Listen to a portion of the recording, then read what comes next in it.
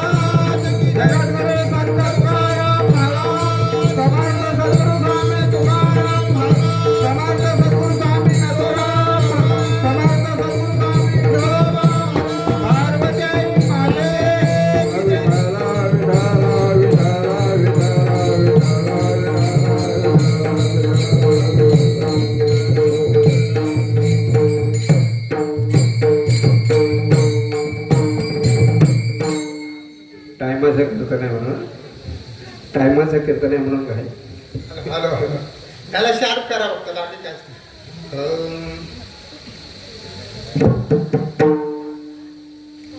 सावध झालो सावध झालो सावध झालो सावध झालो हरी चालो जागरणा जेथ वैष्णवांचे भार जय जयकार गर्जत से पळूनिया गेली झोप पळूनिया गेली झोप होते पाप आडते जेथे वैष्णवांचे भार जय जयकार गर्जत से तुका म्हणे तया ठाया ओल छाया कृपेची जेथ वैष्णवांचे भार जय जयकार गर्जत से विठ्ठला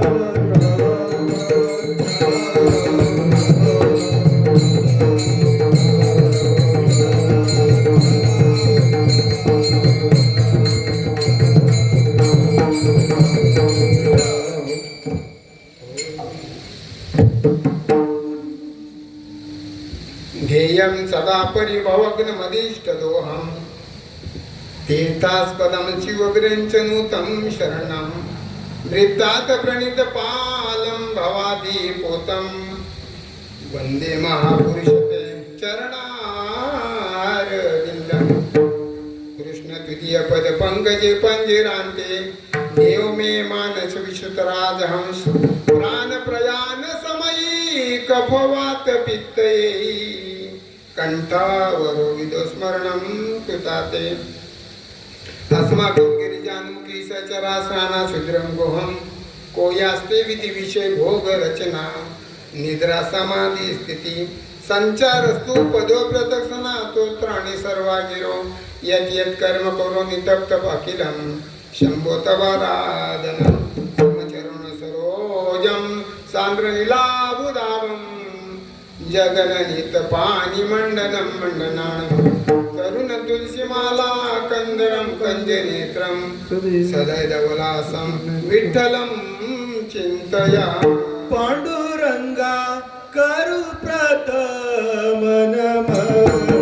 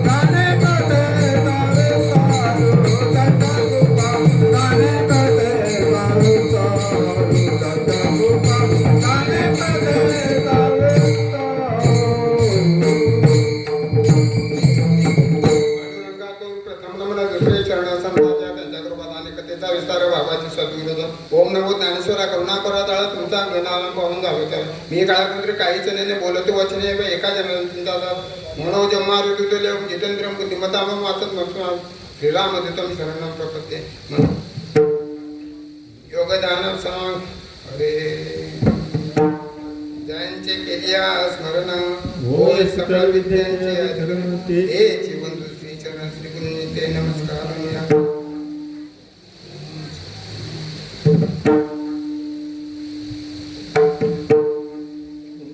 सावध झालो सावध झालो सावध झालो सावध झालो हरीच्या आलो जागरणा जेथ वैष्णवांचे भार जय जयकार गजत असे. सेवेकरिता घेतलेला अभंग वैराग्याची मुठी देऊचे साधुश्रेष्ठ संत शिरोमणी जगद्गुरु तुकोबा यांच्या गाथ्यातील 4 चरणाचा अभंग आहे मानस. जगद्गुरु तुकोबारायांची गाथा जर आपण पाहिली तर जगद्गुरु तुकोबारायांच्या गाथामधल्या 3ऱ्या क्रमांकाचा हा अभंग आहे. मग तुम्ही कोणाच्याही गाथा घ्या, साखरे महाराजांची घ्या, दांडेकर महाराजांची घ्या, अन्य कोणाची घ्या, 3ऱ्या क्रमांकाचा अभंग आहे. या अभंगाच्या माध्यमातून जगद्गुरु तुकोबाराय तुम्हा मला सावध करतात. महाराज म्हणतात मी परमार्थाची साधना करत असताना सावध झालो आणि सावध होऊन कुठे आलो तर हरीच्या जागरणाला. पण महाराज हे जागरण तुम्ही कोणाच्या संगतीत केलं? महाराज म्हणतात जेथ वैष्णवांचे भाव जय जयकार गर्जते. जिथे वैष्णवांचे भाव, जिथे अनेक वैष्णव, जिथे वैष्णवांचा समुदाय, जिथे अनेक वैष्णव एकत्र येऊन भगवंताच्या नामाचा जय जयकार करत होते त्या ठिकाणी जागरणाला. महाराज त्या जागरणाचा तुम्हाला फायदा काय झाला? महाराज म्हणतात पळून या गेली झोप होते पाप आडते. माझी झोपही पळून गेली आणि माझे पापही पळून गेले, कारण पापामुळे मला झोप येते. पण महाराज तुम्ही हेच ठिकाण का निवडलं?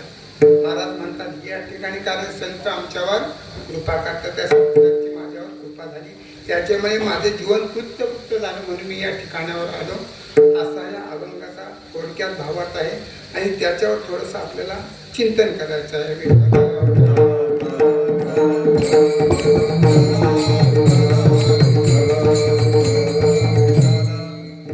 अभंगाचा भावार्थ सांगण्यापूर्वी त्याचं आद्य कर्तव्य आहे की ज्याच्यासाठी हा सोहळा चाललाय त्याच्या पाठीमागचं मुख्य कारण काय, हा सोहळा कशासाठी आपण साजरा करतो. आज वैकुंठवासी सिद्धांत लवकरच आठवू आपण, काय घालू नका, तुम्हाला भूक लागली. हा वैकुंठवासी सद्गुरू दगडूनाथ बाबा यांचे शिष्य, मुख्य शिष्य दत्तराम बाबा आणि पाताळे बाबा. दगडूबाबांची ही जोडी होती. स्वामी दगडूनाथा ही जोडी भेटली. स्वामी दगडूनाथा भेटली जोडी, स्वामी दगडूनाथा भेटली जोडी, स्वामी दगडूनाथा भेटली जोडी, स्वामी दगडूनाथा भेटली जोडी. गुरु दिल दीदारे काले देवा, गुरु दिल दीदारे काले देवा, मोने अंगमोने अधुरा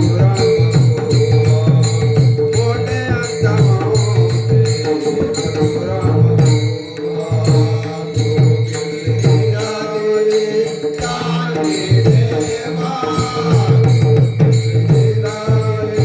काले देवा,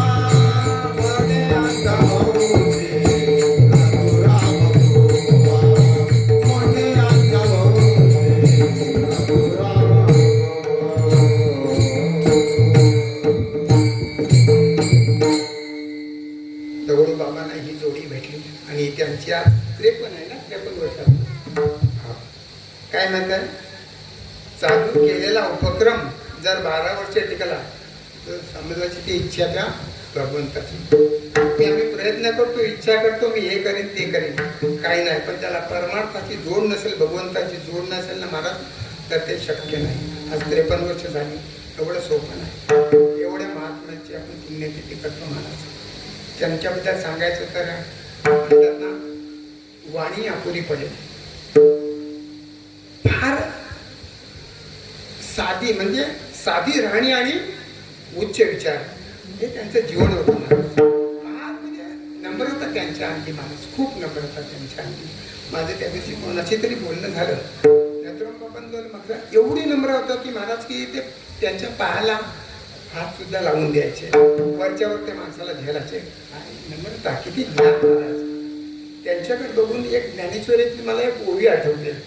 बाबांकडे बघून आणि त्यांच्याकडे, जे चालते बोलते ज्ञानाचे कोण. ज्ञानेश्वरीमध्ये ओवी खरोखरच ते चालते बोलते ना, काय दिसणे मूर्ती दिसत त्यावेळेला, काय मूर्ती दिसत असेल. आम्ही आता फोटो बघून म्हणजे एवढं समाधान वाटतो, मग त्यावेळेला बघा. कारण कसं असतं, सीतावरून भारताची परीक्षा कळते महाराज. विचार करा त्यांचं जीवन काय फार मोठं भाग्य आपलं आहे की असे तुम्हाला आम्हाला लाभले. त्यांचा शेवट जर पाहिला महाराज तर अंतकाळ, प्रत्येक वर्षी आपण सांगत असतो की घरच्या मंडळीला त्यांना कळलं की आमच्या वेळेला जाणार, सर्वांना सावध केलं, घरच्या मंडळीला बाहेर काढलं आणि नामधारक मंडळीला आत्मविद्या आणि ज्ञानेश्वरी वाचन सुरू केलं. आणि महाराजांनी आपला त्याग केला. याच्यासाठी केला होता अट्टहास, याच्यासाठी केला होता अट्टहास, याच्यासाठी केला होता अट्टहास, याच्यासाठी केला होता अट्टहास, याच्यासाठी केला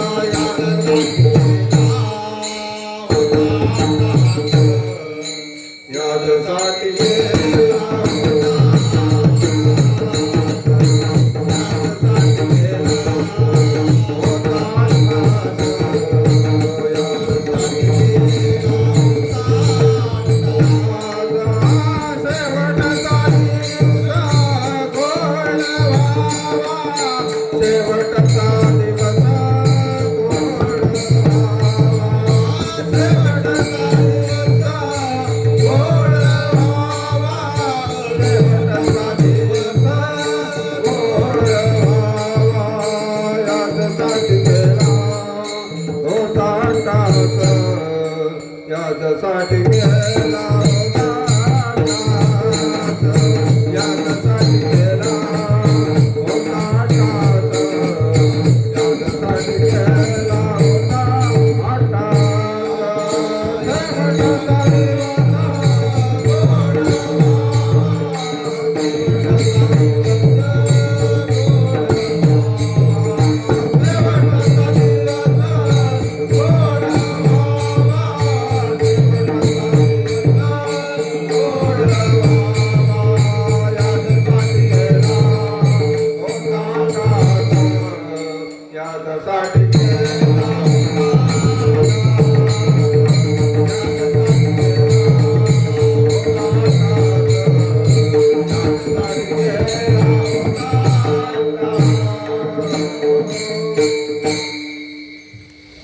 त्यांच्या शेवटच्या वेळेला महाराज आणि प्रपंच घरातल्या मंडळीनं बाहेर काढलं आणि नामधारक मंडळ आणि ज्ञानेश्वरी वाचन सुरू झालं आणि महाराजांनी आपला ध्येय सोडला महाराज. पण घरातली माणसं रडायला लागली.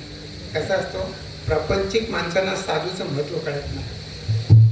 त्याचा परिणाम काय झाला, त्यांना पुन्हा माघारी यावं लागलं. असं मी बऱ्याच जुन्या लोकांच्या तोंडून ऐकलं. म्हणजे विचार करा, काय महात्म्य होते आपल्या संप्रदायामध्ये. म्हणजे ते मृत्यूला काळाला जिंकत होते, मृत्यूचं त्यांना भय नव्हतं. असे संप्रदायामध्ये आपल्या मोठमोठे महात्मे ओढून गेले. द्वारका इथं देवाजवळ भांडल्या. काय सामर्थ्य भांडायचं, किती सामर्थ्य. भगवंताजवळ भांडणं एवढं तेवढा अधिकार असावा लागतो. असे थोर महात्मे तुमच्या आपल्या या संप्रदायामध्ये झाले आणि त्यांच्यासाठी हा सोहळा आपण साजरा करतोय आणि त्यांच्यासाठी तुम्ही आपण सर्व इथे हजर आहोत. आणि आजची सेवा मला दिली, वास्तविक मला जमत नाही सेवा करायला, कीर्तन करत, पण आता तुम्ही आग्रहाने सांगता म्हणून फार पहिलं जे पाठांतर होतं तेच आता पलीकडे आता काय आठवत नाही आणि काही लक्षात येत नाही त्याच्यामुळे पण चला असं. भगवंताच्या कृपेने बाबांच्या आशीर्वादाने प्रयत्न करू असं. सावध झालो हरीच्या आलो जागरणा जेथे वैष्णवांचे भार जय जयकार गणपती. काय माहित आहे महाराष्ट्र ही संतांची भूमी आहे. महाराष्ट्र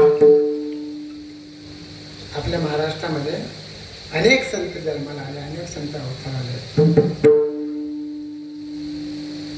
जवळजवळ 352 संत या महाराष्ट्रामध्ये जन्माला आले. त्याच्यामुळे आपला महाराष्ट्र चांगला आहे. कुठले कुठले संत अवताराला आले महाराज कुणाला माहित आहे का किती आहेत ते सांगून हवं.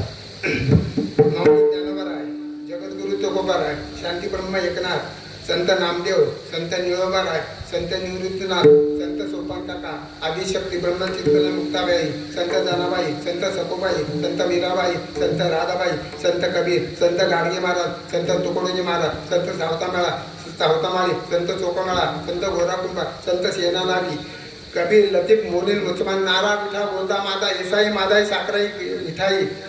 किती झाले कुणी मोजले? तुम्हीच मोजाने तुम्हीच सांगा. या सर्व संतांची नाव मी का घेतली महाराज? त्याच्यामुळे आपल्याला काय फायदा होतो? महाराजांनी त्याला प्रमाण दिले. पुण्यवंत वारे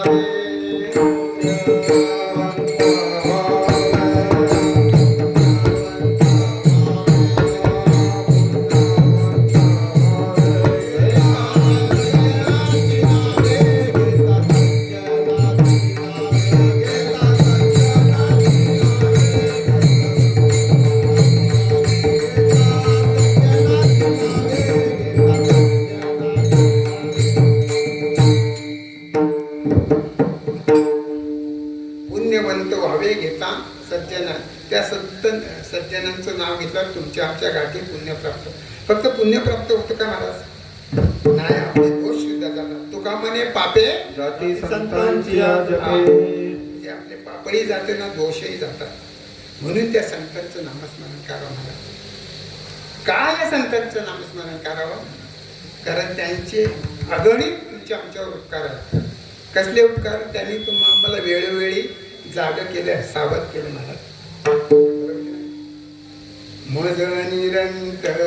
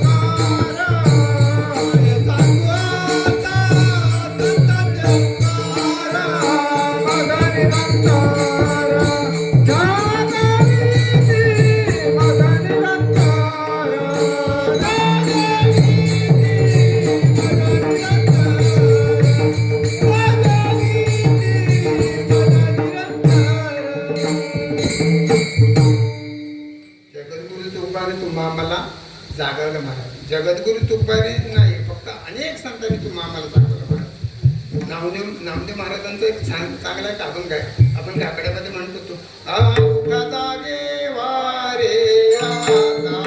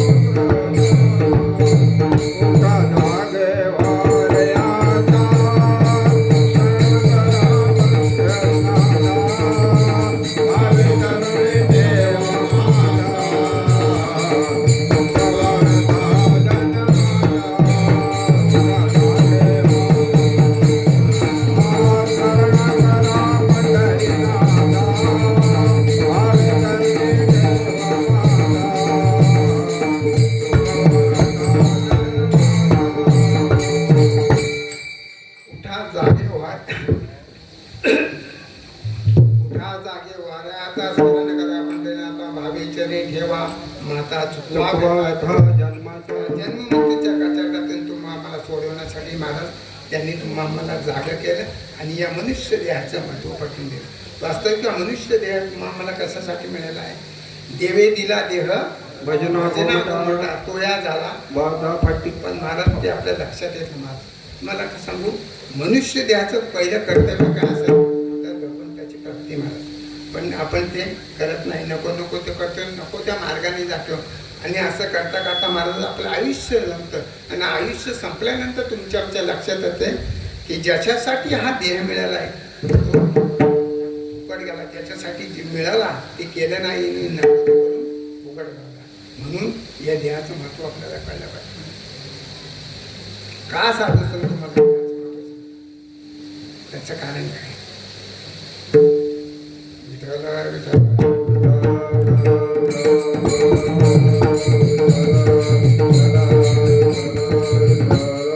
असताना महाराज तुम्ही आम्ही सावध झालं पाहिजे. नाथ महाराज सांगतात जोवरी देह तोवरी साधन. साधू संत तुम्ही आम्हाला सावध करा. का साधू संत तुम्ही आम्हाला सावध करतात? कारण त्यांना माहीत आहे हा देह कधी जाईल याचा भरोसा नाही. का?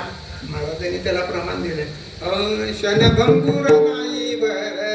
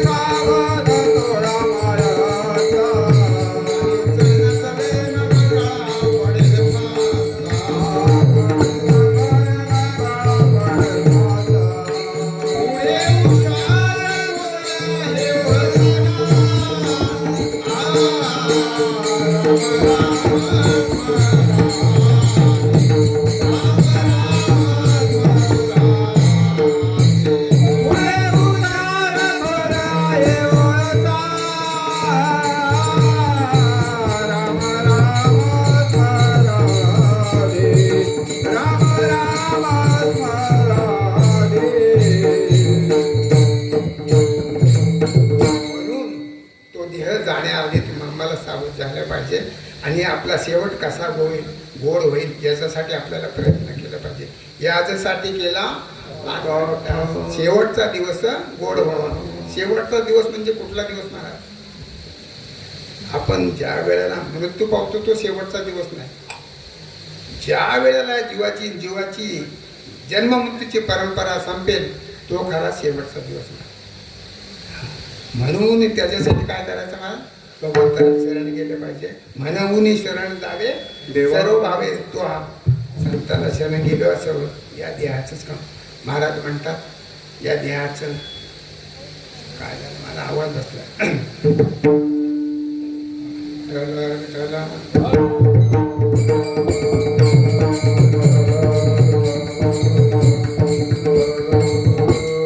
देह जोपर्यंत माणूस शाबूत आहे तोपर्यंत आपल्याला सर्व साध्य करायला पाहिजे. नाहीतर फार कठीण आहे. जोपर्यंत आपली इंद्रिय साबूत आहेत, जोपर्यंत आपले हातपाय चालत आहेत, कानाने ऐकता येतं, डोळ्याने बघता तेव्हा हे साध्य करायला पाहिजे महाराज. कारण माऊलीने त्याला प्रमाण दिलंय. ऐशी दशा येईल पुढे ते मन होईल वेडे तव चिंतुनी ठेवी चोकडे आत्मज्ञान महाराज. ज्या वेळेला तुमची आमची सर्व इंद्रिय काम करायची बंद होतील, कानाने ऐकायचं बंद, डोळ्याने बघायचं बंद होईल, पाहण्याचा, तेव्हा महाराज तुम्ही आम्ही जागेवर बसतो. आणि जागेवर बसल्यानं आपल्याला कोण विचारत नाही. जगद्गुरु तुकाराम त्याला प्रमाण देतात. म्हणजे नाही हात पाय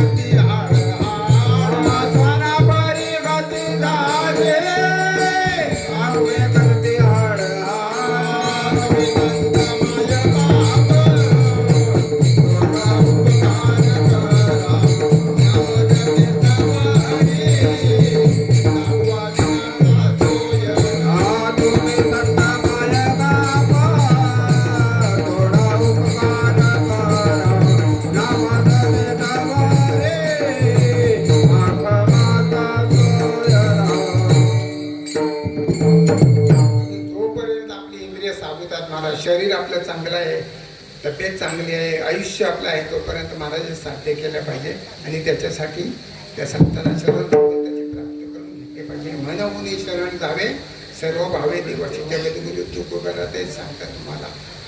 जगद्गुरु तुकोबाला मी माझ्या जीवनामध्ये सावध झालो आणि सावध होऊन कुठे आलो त्याचं उत्तर जगद्गुरु तुकोबाला अभंगाच्या पहिल्या चरणात सांगतात.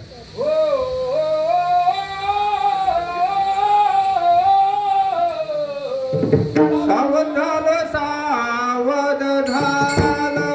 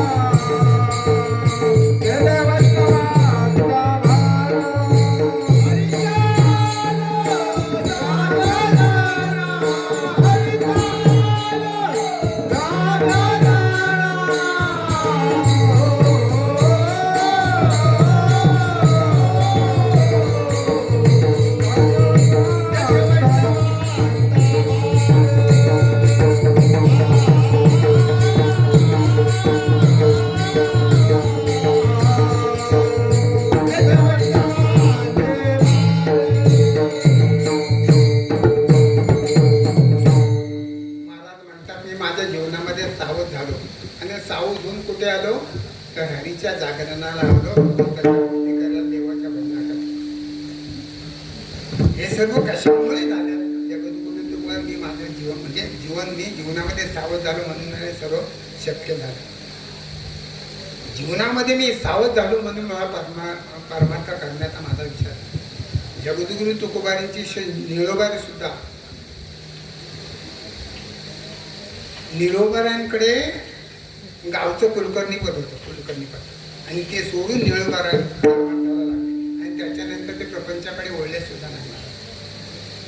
म्हणजे सावध होऊन त्यांनी भगवंताचे शरण केले, भजन केलं. त्याचा परिणाम त्यांना भगवंत भेटायला आला. जगद्गुरु तुकोबारांतून मला तोच सांगतात की तुम्ही सावध व्हा आणि सावध होऊन भगवंताचे भजन करा, तो भगवंत तुम्हाला प्राप्त झाल्याशिवाय राहणार नाही. आणि जी जी मंडळी महाराज सावध झाली त्यांचं आयुष्य कृतार्थ झालं, त्यांना भगवंताची भेट झाली. कोण कोण सावध झालं तुम्हाला सांगतो.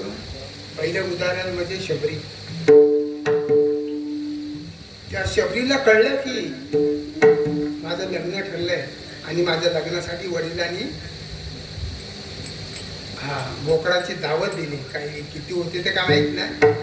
तेव्हा ती त्याच रात्री शबरी पळून गेली आणि त्या मातंग ऋषींच्या आश्रमामध्ये तिने आश्रय घेतला आणि तिथे ऋषींची सेवा केली. ऋषीची सेवा केली. ऋषी तिला प्रसन्न झाले. मातंग ऋषी विचार करू लागले, कोण हे सकाळ सकाळ झाडलोट करताय आणि सकाळी संध्याकाळी बघतो सर्व मोकळं असतं. ऋषीने एक दिवशी पाहिलं आणि शबरीने सांगितलं की असं असं आहे महाराज, माझं लग्न ठरलं आणि माझ्या वडिलांनी बोकडांची दावत दिली, त्याच्यासाठी मी पळून आले. मातंग ऋषीने तिला प्रसन्न झाले, तिच्यावर तिला आशीर्वाद दिला, जा तुला भगवंताची भेट. आणि काळांतराने जगाचा मालक महाराज तिला भेटायला लागला. त्याचं कारण शबरी ही वेळीच सावध झाली महाराज. बरोबर आहे. दुसरं कोण सावध झालं? मारवाडच्या राजाची कन्या मीराबाई. या मीराबाईला तिच्या आई वडिलांनी एक दिवशी भगवंताच्या म्हणजे भगवान श्रीकृष्णाच्या मंदिरामध्ये नेलं आणि तिला सांगितलं, प्रभूजी मेरी मीरा तुझको अर्पण. मीराबाईंनी ते ऐकलं आणि तेव्हापासून पक्का निर्णय घेतला, आजपासून मी याची झाली. आणि तेव्हापासून मीराबाईनी जी भगवंताचं भजन चालू केलं, इतर तिला काहीच भगवंताशिवाय तिला काहीच दुसरं दिसत नव्हतं. मीराबाई एवढी भगवंताच्या भजनामध्ये गुंद झाली महाराज. हो, भगवंताची मूर्ती घ्यायची ती श्रीकृष्णाची आणि त्याच्याजवळ सर्व संवाद करायचे. आणि तिला एवढं त्या मूर्तीचं वेध लागला महाराज, एवढा आनंद लागला की भगवंताशिवाय तिला दुसरं काही दिसत नव्हतं. तिचं भजन आहे काय, श्रीकृष्ण गोविंद हरे मुरारी, हे नाथ नारायण वासुदेव, कृष्ण गोविंद हरे मुरारी, हे नाथ नारायण वासुदेव, श्री कृष्ण गोविंद हरे मुरारी, हे नाथ नारायण वासुदेव, गोविंद हरे मुरारी, हे नाथ नारायण वासुदेव, हे नाथ नारायण वासुदेव, हे नाथ नारायण वासुदेव, हे नाथ नारायण वासुदेव, हे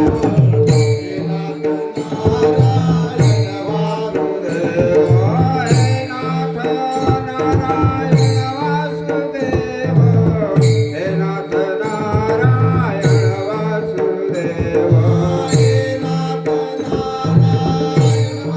हे नाथ नारायण वासुदेव, श्री कृष्ण गोविंद हरे मुरारी, हे नाथ नारायण वासुदेव, कृष्ण गोविंद हरे मुरारी, हे नाथ नारायण वासुदेव, कृष्ण गोविंद हरे मुरारी, हे नाथ नारायण त्या मीराबाई एवढी धुंद झाली की भगवंताच्या नामाशिवाय तिला दुसरं, भगवंताशिवाय तिला दुसरं काही दिसत नाही. एवढी ती त्याच्याशी समरस झाली. काळांतराने महाराज ती उपवास झाली. तिच्या वडिलांनी ठरवलं बाईचं लग्न लावून द्यावं, पण महाराज मीरा त्या अवस्थेमध्ये नव्हती. सुप्रसिद्ध गायक अनुप जलोटा यांनी त्या मीराबाईवरून एक सुंदर गझल गायली, सर्वांना माहीत असेल. ऐसे लागी लगन मीरा हो गई मगन, ऐसे लागी लगन मीरा हो गई मगन, वो तो गली गली हरि गुण गाने लगी, महलों में पली बन के जोगन चली, महलों में पली बन के जोगन चली, मीरा रानी दीवानी कहलाने लगी, ऐसे लागी लगन कोई रोके नहीं कोई टोके नहीं, मेरा गोविंद गोपाल गाने लगी, रंगी संतों के संग रंगी मोहन के रंग, मेरा प्रेमी प्रीतम को मनाने लगी, वो तो गली गली हरि गुण गाने लगी. ऐसे लागे लगन मेरा हो गए मगन, ऐसे लागे लगन मेरा हो गए मगन, वो तो गली गली हरि गुण गाने लगी, ऐसे लागे लगन मेरा हो गए मगन. मीराबाई वडिलांनी तिला ठरवलं लग्न करायचं, पण तिला बेधुंद होती महाराज. तिला काय म्हणून काय तिच्या वडिलांनी काय केलं, हिला बांधून ठेवलं. म्हणून तिला काय दिलं, विष दिलं महाराज. पण मीराने ते विष अमृत समजून प्यायलं. राणाने विष दिया मनो अमृत पिया, मीरा सागर में सरिता समाने लगी, दुख लाखों सहे मुँह से गोविंद कहे, मीरा गोविंद गोपाल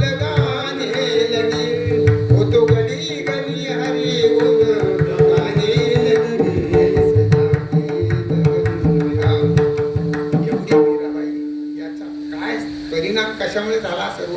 मीराबाई वेळीच सावध झाली मला. याच्या पुढे अजून कोण सावध झालं?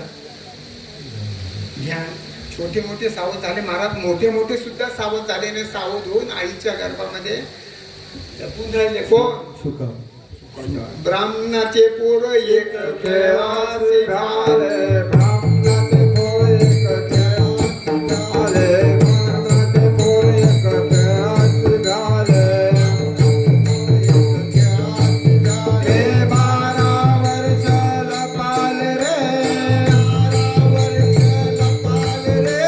12 वर्ष लपाल रे. नाचत कापड बाहेर आले. आले कापड बाहेर आले.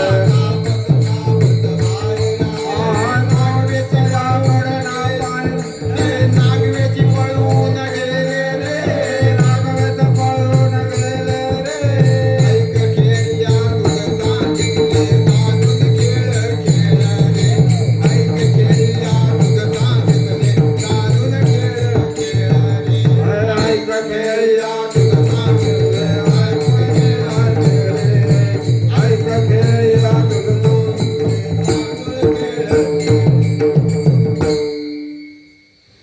सुखाचार्य महाराज सावध होऊन आईच्या गर्भामध्ये 12 वर्ष मोठे मोठे सावध झाले, याच्यामध्ये काही शंका नाही महाराज. पण लहान बाळाला सुद्धा त्या मदालशाने सावध केलं. बरोबर की नाही?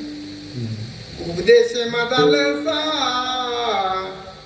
देह निर्मिला कैसा आला शिकवण्या वाटे मातेची गर्भवासा जोपंत ओखटारे वचलासी कर्म कोटा अविचार बुद्धी तुझी पुत्र राया उदटा परदे मदालसा समजो जो रे बाळा. समजो जो रे बाळा. मदालसा आपल्या लहान बाळाला सावध करते. तू आयुष्यामध्ये कसा जन्माला आलास, काय तुझं कर्म तुला किती 9 मास कष्टलासी 10व्याने प्रवृत्त झाली येताची कर्म झाड तुझी मान अडकली आकांत तू जननीये दुःख ध्यायी मोकळी स्मरे त्या हरिहरा ध्यायी श्रीकृष्ण माऊनी परदे मदालसा सोहम जो जो रे बाळा निज ध्यानी निज पारे लक्ष लागो दे बोळा. मदालसा आपल्या बाळाला सावध करतो. मदालसा सोळा महाराज त्या गवळणी सुद्धा वेळोवेळी सावध. एक तुम्हाला गवळण माहीत असेल फक्त सांगून देतो. विठ्ठला विठ्ठला विठ्ठला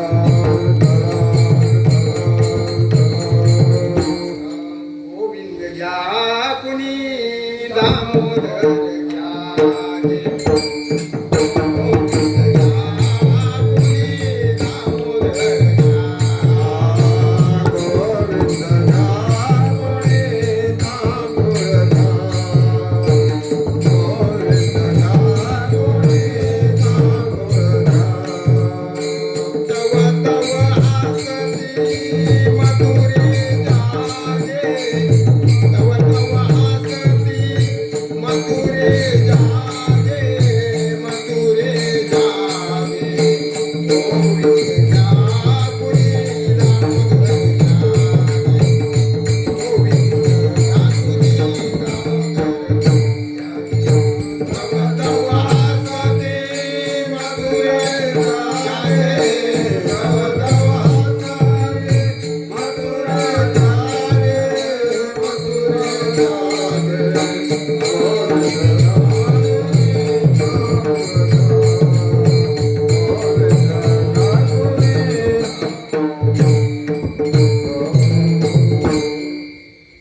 गोविंद घ्या कोणी दामोदर घ्या. मला सांगा, त्या गवळणी बाजारामध्ये गेल्या होत्या तर काय विकण्यासाठी गेल्या होत्या? काय त्यांच्याकडे जे सामान असेल, दही, दूध, लोणी, साखर, जे काही वास्तव त्या विकायला ज्या वस्तू गेल्या होत्या त्या वस्तू त्यांनी विकायला पाहिजे का नाही? पण तो काय म्हणत होत्या? गोविंद घ्या, कोणी दामोदर घ्या. 10 रुपये दामोदर, 15 रुपये गोविंद, असं ते भाव पण सांगत होत्या. आणि याचा गिराईक पण शोधत होता आणि गिराईक त्यांचा माल घेत पण होत्या. पण या विकायला काय केल्या होत्या? साखर, दूध, दही. आणि बोलत काय होत्या? गोविंद घ्या. याचा अर्थ त्या काय होत्या? सावध होत्या. मला एक गवळंत फार म्हणजे तिने आपला सर्व म्हणजे ऐवज विकला महाराज. मी बाजारात येऊन एका तिने नेलं होते सर्व विकलं. आज येताना फक्त छोटी भगवंताकडे अशी दृष्टी पडली तिची छोटीशी. ती म्हणते मी मग घरचा रस्ताच विसरली. कबीर महाराजांनी त्याचं सुंदर वर्णन केलं. मै बोली घर जाने बाट काना, मै बोली घर जाने बाट, गोरस बेचने आई हाट, बेचने आई हाट, काना रे मन मोहनला.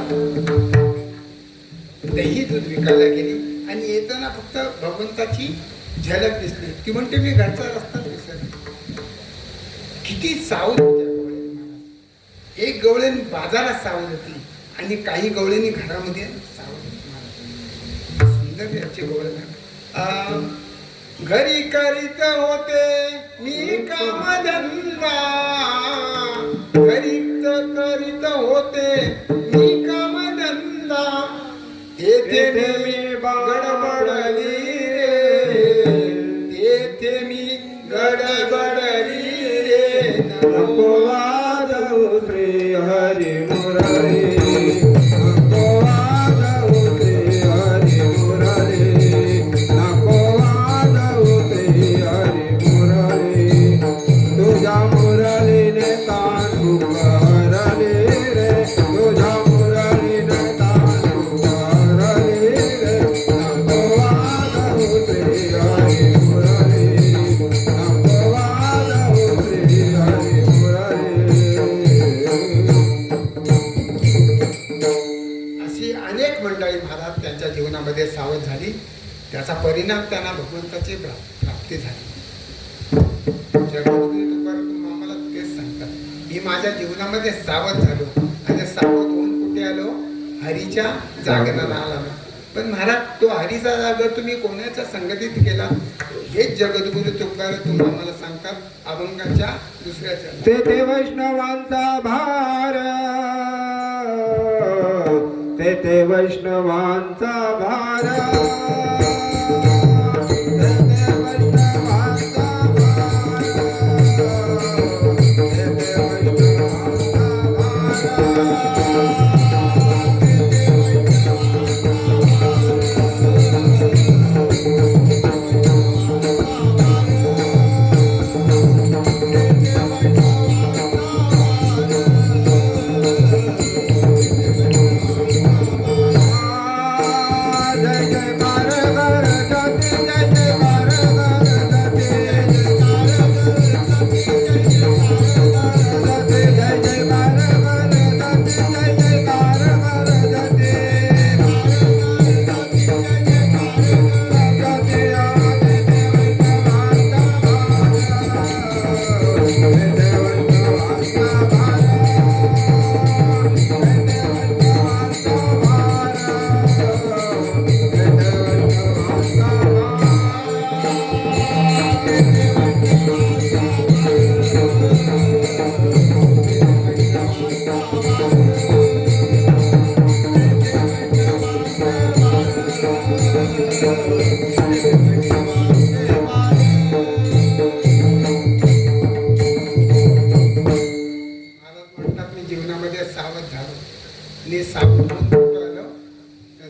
संतांच्या संगतीत आलो आणि सावध झालं की मनुष्य तिथेच येतो. कारण संतांच्या संगतीतच तुम्हाला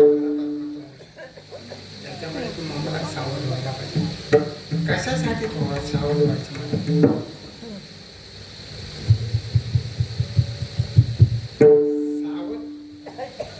साधू संत तुम्ही आम्हाला सावध करतात मला. आणि तुम्ही आम्ही सावध झालो ना मला फार सर्व दुःखद आहे. म्हणजे जीवनामध्ये सावध होणं गरजेचं आहे. कोण सावध झाला महाराज? परीक्षिती राजा सावध झाला. तो परीक्षिती राजा एकदा जंगलामध्ये गेला मुरगया करण्यासाठी.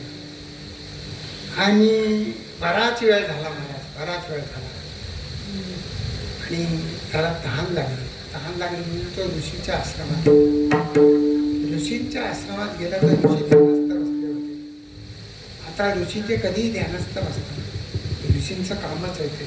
जसे नथुराम बाबा रात्री 2-2 वाजता ध्यानाला बसायचे. तो कुलाब्यामध्ये असतो 2-2 वाजता ध्यानात. त्याचं काही भानच नव्हतं.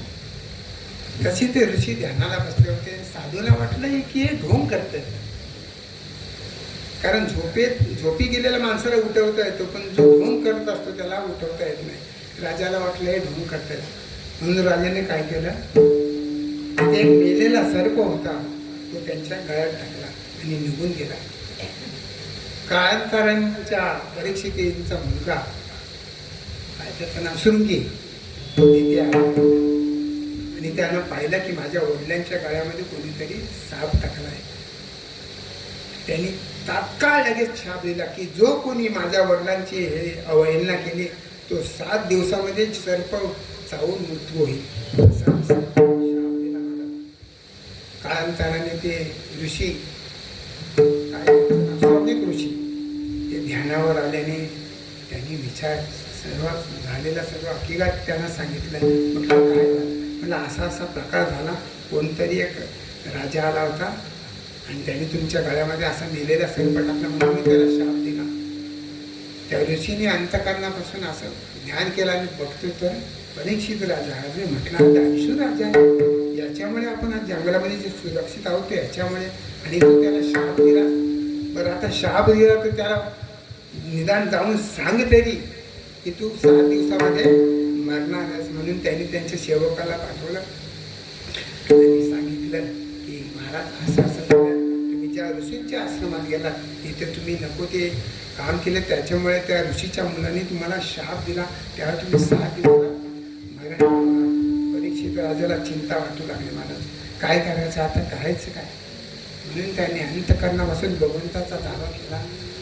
त्याचा परिणाम भगवान शुक्राचार्य तिथे प्रकट झाले आणि शुक्राचार्य त्यांनी पाहिलं महाराज असं असं झालं, मला याच्या संकटातून वाचवा, असं असं माझ्याकडून भूवृत्त झालं, मी तुमच्या शरण आलो. तेव्हा परीक्षित त्या शुक्राचार्याने त्याला आशीर्वाद दिला आणि सांगितलं, त्यांना भागवत कथा सांगितलं.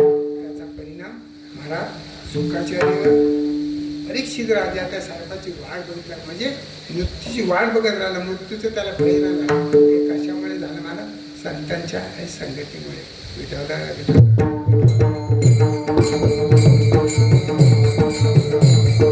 म्हणून जीवनामध्ये संतांची संगत फार महत्वाची आहे महाराज. संतांच्या संगतीशिवाय तुम्हाला दुसरं काय? वास्तविक संत भेटणं अवघड आहे. माऊलीने प्रमाण दिले त्यांचं. व्याघ्र सिंहाचे दूध जोडे, चंद्रामृतही हाताचडे, परी हरिप्रियाची बेटी नाकुडी दुर्लभ गाडे मनुष्य. अजून एक प्रमाण आहे. बाह्य येळा सागर असं काय जाय रवी जाता असता दरवेल, बाह्य येळा सागर करवे परी बेटी. म्हणजे साधूची भेट होणं किती कठीण आहे मला, सोपं नाही. जगत बउवा वगड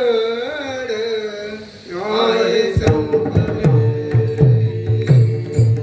बउवा वगड आये संत, बउवा वगड आये संत, बउवा वगड आये संत.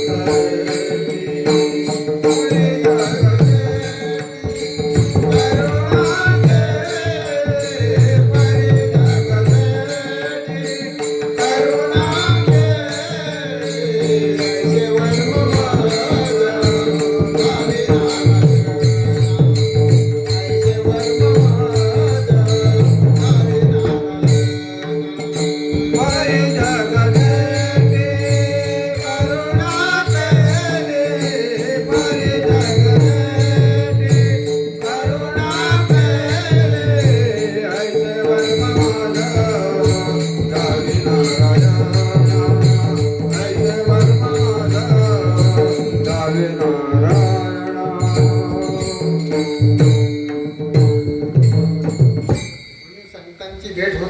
अतिशय अवघड आहे महाराज. सहजासहजी संत भेटत नाही. आपण फार भाग्यवान आहोत की आपल्याला बाबांची भेट झाली. फार भाग्यवान. नाही तर संतांची भेट सहजासहजी होत नाही महाराज. संतांची भेट यदा कदाचित त्या संतांची भेट झाली महाराज तर त्यांना तुम्ही आम्हाला ओळखता आलं. कारण हल्ली कोणीही कोणाला संत म्हणतात. पोटासाठी आले संत कलियुगी कोणी कोणाला संत म्हणतं महाराज. काय काय तर कीर्तनकार पण स्वतः संत म्हणतात. खरी परिस्थिती आहे. याला संतांना म्हणत जे जगाचा विचार करतो, जे जगाचा हिताचा विचार करतो म्हणून संतांच्या संगतीशिवाय तुम्ही आम्हाला भगवंताची प्राप्ती होणार नाही. वेद स्वतः सांगतो संताविना प्राप्ती नाही ऐसे वेद देते. म्हणून संतांना तुम्ही आम्हाला शरण गेलं पाहिजे महाराज. त्या संतांना ओळखा, त्यांचा परिचय काय हे जाणून घ्या. काय माहीत आहे, संत महात्म्यांचा परिचय करून घ्यायचा झाला तर संत महात्म्यांचा परिचय दोन प्रकारचा असतो. तसा प्रत्येक माणसाच्या जीवनामध्ये दोन परिचय असतात. एक आतला परिचय आणि बाहेरचा परिचय. माणूस एक सामान्य दृष्टीने बाहेरून बघितला जातो. कशावरून? त्याच्या कपड्यावरून, त्याच्या बोलण्यावरून, त्याच्या वागण्यावरून किंवा त्याच्या दिसण्यावरून. हा एक सामान्य दृष्टीने बाहेरचा परिचय झाला. पण खरा परिचय आहे तो आतला परिचय. एक गोष्ट तुम्हाला पटली तर या सांगून जातो. बाहेरून बघितला जातो, बाहेरून बघितला जातो त्याला प्रपंच म्हणतात आणि आतून बघितला जातो त्याला परमार्थ म्हणतात.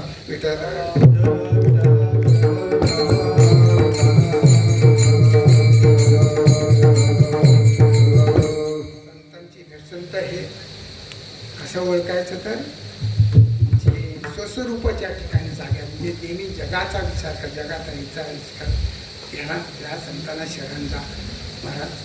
त्या संतांना शरण आम्ही गेल्यानंतर आम्हाला त्याचा फायदा काय होईल महाराज सांगतात अभंगाच्या.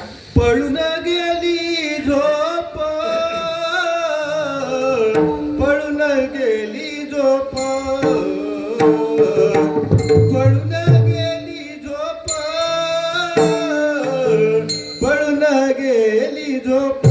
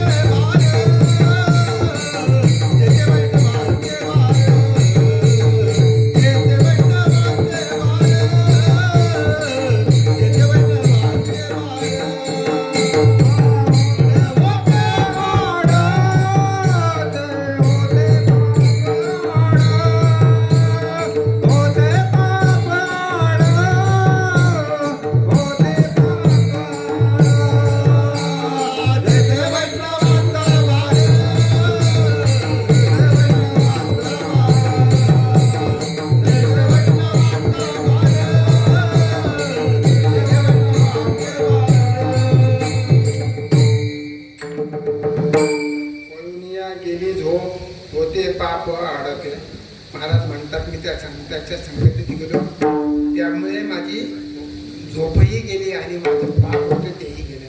कारण संतांच्या संगती महाराज हे सर्व आपले पाप नाहीसे होतात आणि पाप नाहीसे झाले की झोपही जाते.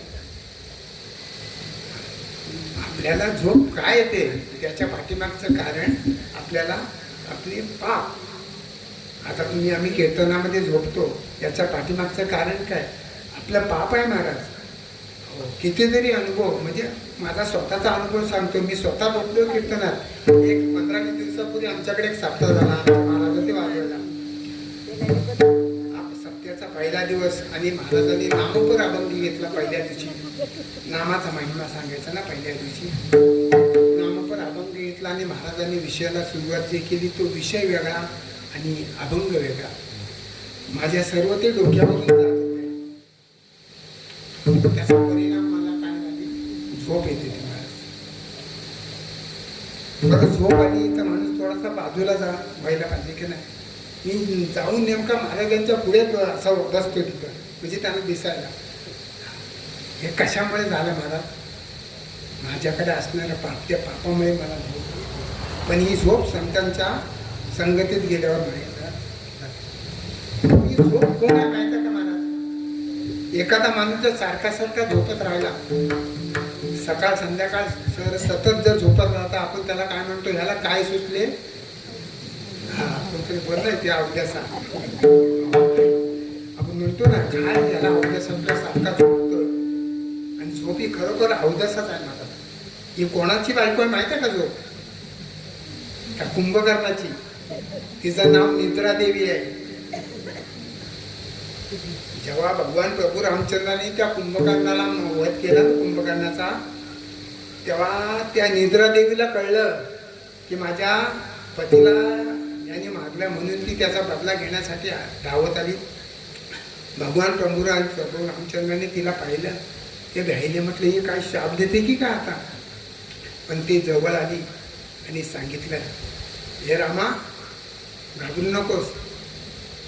हे पण एवढं सांगतो की याच्यापुढे तुझी कथा, तुझे चरित्र जिथे होईल तिथे सर्व लोक ऐकायला येतील. तिथे मी सुद्धा येईन. देवाला बरं वाटलं. म्हटलं चांगलं आहे. पण ती म्हणते मी तुझे चरित्र ऐकायला येणार नाही. जे जे तुझे चरित्र ऐकायला येतील त्यांच्या मानगुटीवर बसायला मिळेल. आणि ती झोप येतेच महाराज. आणि जे जे जिथे ते भगवंताची कथा सांगते ना महाराज, तिथे झोपी येतेच बघा. म्हणून ही झोप कोणाच्या संकटात जाते तर संतांच्या संकटात जाते. म्हणून महाराज म्हणतात, पळून या गेले होते पाप काढते.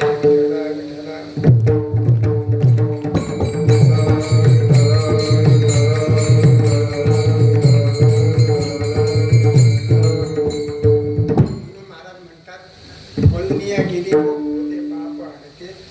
म्हणून हे सर्व कशामुळे झालं? त्या संतांच्या संगत मी केली. त्यांच्यामुळे त्या संतांची संगत केली. त्याच्यामुळे माझ्या जीवनामध्ये मी सावध झालो. आणि सावध होऊन काय झालं, संतांची संगत केली. आणि त्या संतांची संगत केली का केली त्याचं उत्तर जगद्गुरु तुकोबार अभंगाच्या शेवटच्या चरणात येतं.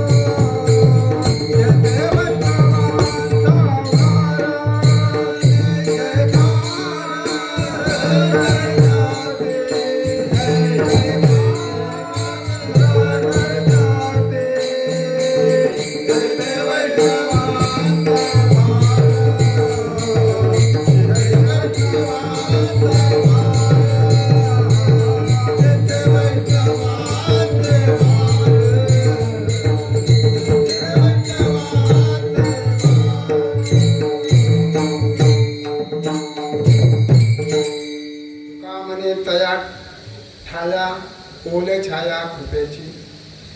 महाराज म्हणतात मी त्या ठिकाणी आलो, कुठे?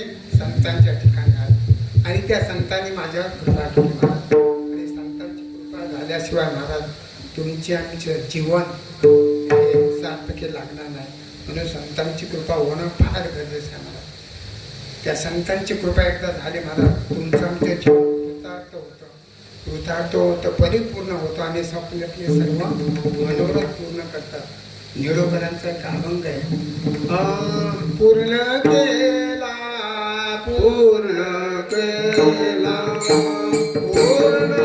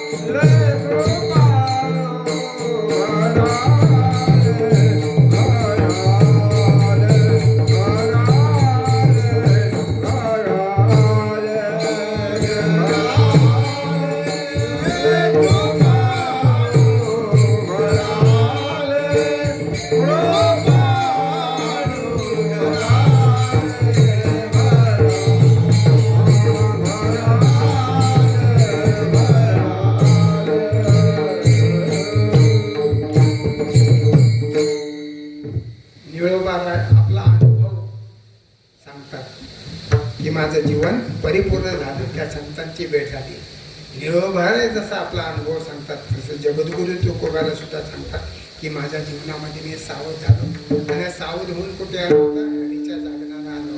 आणि ते जागरण मी कोणाच्या संगत केले तर संतांच्या संगत केले. त्याचा परिणाम काय झाला, माझी झोप पळून गेली आणि माझं पापड नाही झालं. म्हणून मी त्या संतांच्या ठिकाणी आलो. असा थोडक्यात अभंगाचा मी अर्थ माझ्या बुद्धीने मांडण्याचा प्रयत्न केला. एकदा संप्रदायाच्या नियमाने सर्वांनी हाताने टाळी आणि तोंडाने भजन. विठोबा रखुमाई जय विठोबा रखुमाई जय जय विठोबा रखुमाई विठोबा रखुमाई जय विठोबा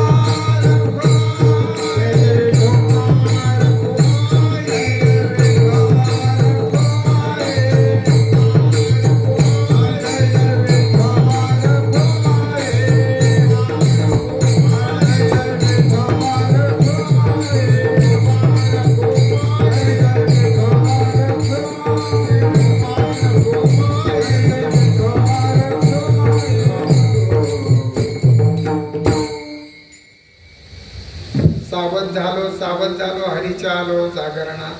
चेते वैष्णवांचे भार जय जयकार करतात असे जगद्गुरु तुकोबाराय